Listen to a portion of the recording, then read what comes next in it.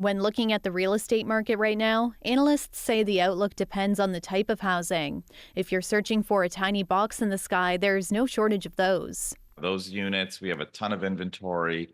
Not a lot of people buying them because many of those fall into this sort of category where they're a little bit too small for people to live in, to want to own or occupy them, and investors aren't buying them. And I think this is one of the problems with Canada's housing crisis. This is how Canada filled our rental supply. Rather than building permanent rental housing, we built a lot of tiny condos bought by investors, which has effectively shut out families out of the downtown core. The federal government changed the mortgage rules in 2024 to make it easier for buyers to enter the market.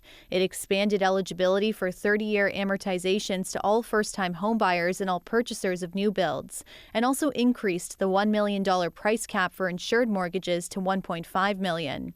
That means buyers can purchase a $1.5 million home with less than 20% down. So the market between 1 million and 1.5 million is going to be really robust for 2025.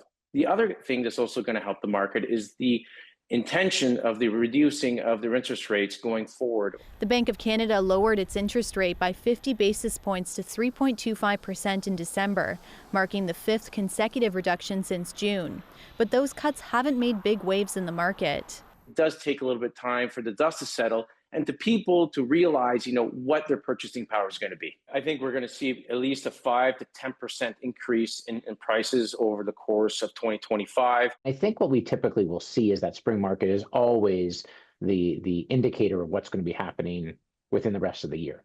So I think what we're going to start to see is a little bit of pent-up demand. People are starting to, lower prices, which means buyers are starting to get a little bit excited about the marketplace and starting to look a little bit more. So I think we'll see a little bit more of that, I guess, increased activity. Experts say the market has slowed down and 2025 could see a bit more negotiating room for buyers. We likely won't be repeating the crazy bidding wars that we saw during the pandemic anytime soon. That frenzy was absolute craziness. And we said it when it was happening, that it was really, you would set your phone down and within 5 minutes, you would have 5, 10, 15 showings booked on one property.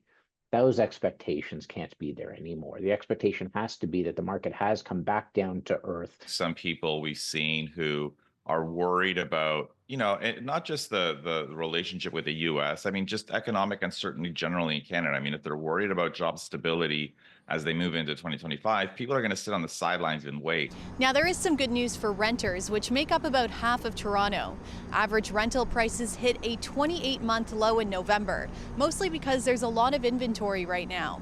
And that trend is expected to continue into 2025. Talia, Ricci, CBC News, Toronto.